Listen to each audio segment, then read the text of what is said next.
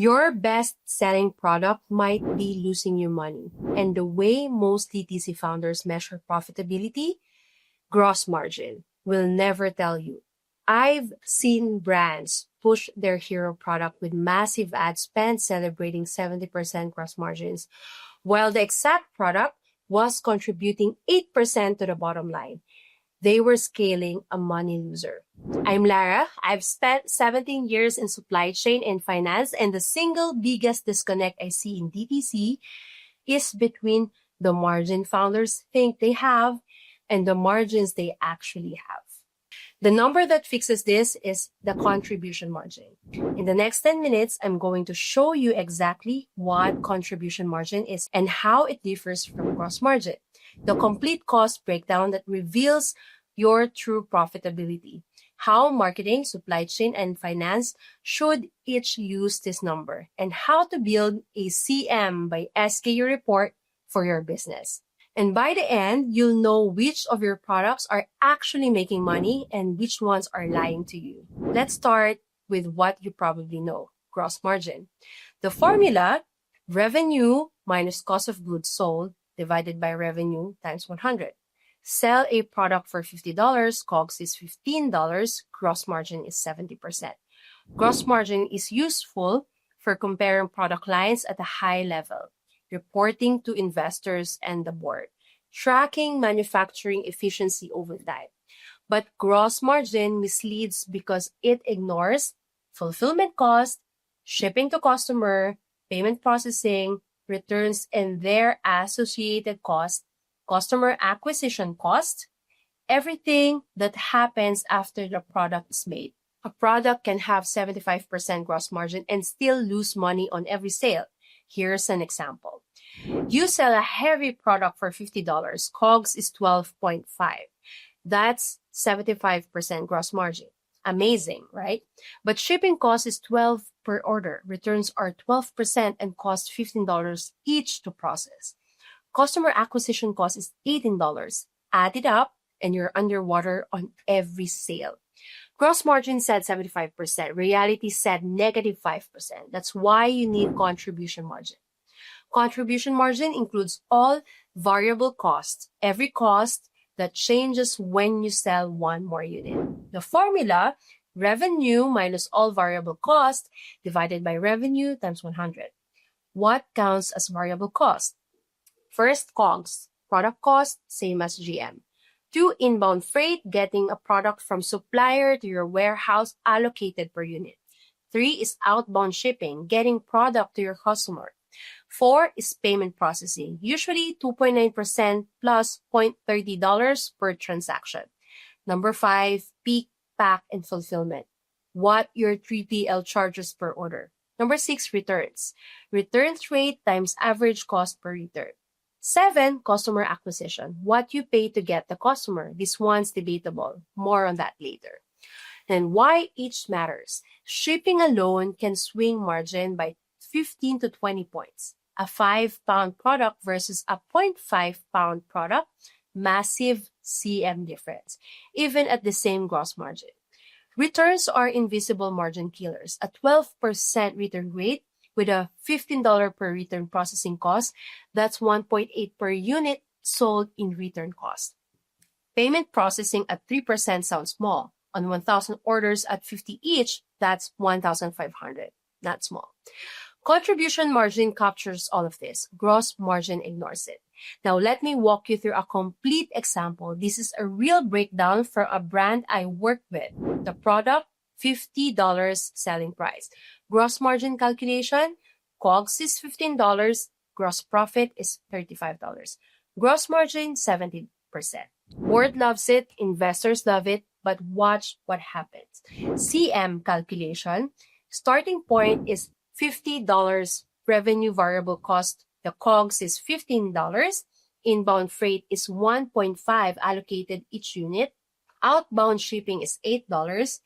Payment processing is $1.5 at 3%. Pick and pack is $3.5. Returns is $2.25 at 9% rate.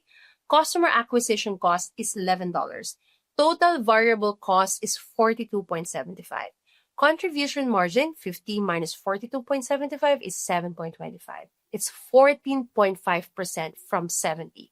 Now imagine you're pricing a promotion. You think you have 70% margin to play with.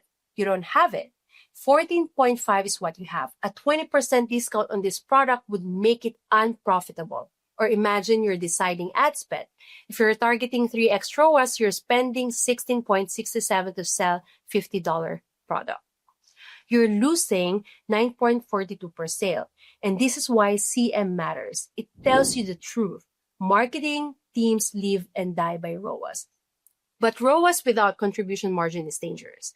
The problem, marketing optimizes for return on ad spend, but a 4x ROAS on a 10% CM product is worse than 2x ROAS on a 35% CM product. Let me prove it. Product A, high ROAS, low CM. $50 product, 12% CM, $6 contribution. 4x ROAS is 12.5 ad spend. Net 6 minus 12.5, so it's negative 6.5. Product B, lower ROAS, high CM. $50 product, 3.5% CM, 17.5 contribution, 2.5 ROAS, $20 ad spend to generate $50. Net 17.5 minus 20, negative 2.5 per sale.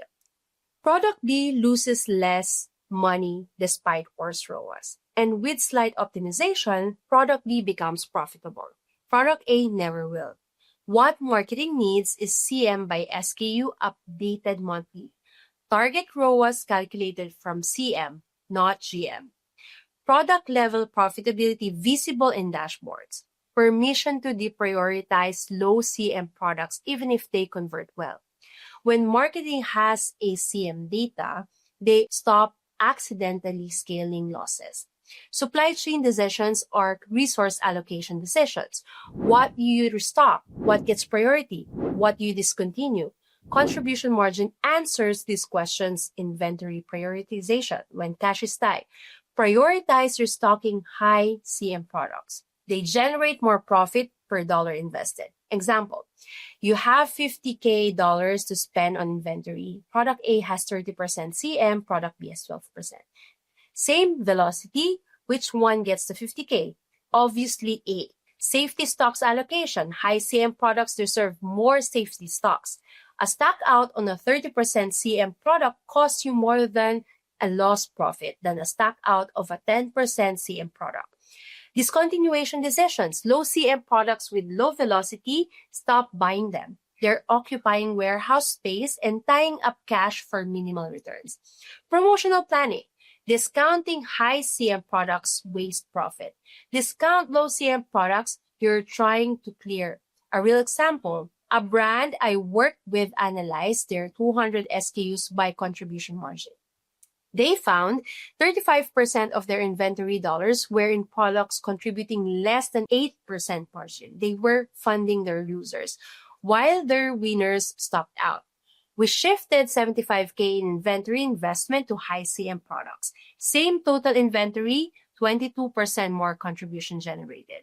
Finance owned this number. If finance doesn't calculate, no one does. What finance needs to build is a contribution margin model that includes product cost by SKU, inbound freight allocated per unit, average outbound shipping by SKU or product weight class, payment processing as percentage of revenue, fulfillment cost per order allocated to units, return rate by SKU times cost per return, optional customer acquisition cost by channels and products. Update frequently, monthly at minimum. Cost change, shipping rates, return rates, fulfillment fees, annual CM, calculations go stale. Output format, a simple report that shows SKU, revenue, all variable cost itemized, contribution dollars, contribution margin percent, ranking by CM, percent distribution. Don't bury this in a finance folder. Push it to marketing. Push it to supply chain. Make it part of monthly business review. The goal, everyone in the company knows which product make money and which don't. No one is surprised when they deprioritize a bestseller that actually uses money. Now, let me tell you exactly how to build this. Step 1, gather your data sources. You'll need product costs from your supplier invoices or inventory system. Inbound freight from freight invoices. Outbound shipping from your courier or 3PL. Payment processing from Stripe, Shopify payments. Fulfillment from your 3PL invoice. Returns rate and cost from your returns data. Step 2, build the model, spreadsheet with columns.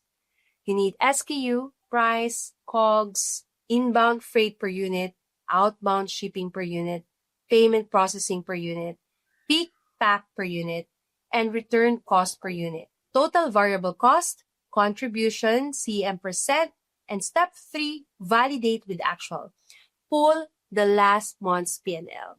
Do your calculated contributions roughly match actual contributions after you account for fixed costs? If not, you're missing something. Step 4, update monthly shipping rates change. Return rates change, costs change, update monthly to stay accurate. Step 5, share and use this. This isn't a finance exercise, it's a business tool. Push it to marketing, push it to supply chain, and make decisions based on it. The payoff, you stop accidentally scaling losses. You start prioritizing what actually makes money. You can answer what's our most profitable product with data and not guesses. I've built a contribution margin calculator that does all this for you. It's a spreadsheet with cost input fields for every variable cost category. It's automatic CM calculation by SKU. It has a comparison of GM versus CM, so you see the gap. Ranking of your products by true profitability. Built-in formulas for return cost allocation. Comment calculator, and I'll send it over. Here's the bottom line. Gross margin is what you tell investors. Contribution margin is what pays your bills.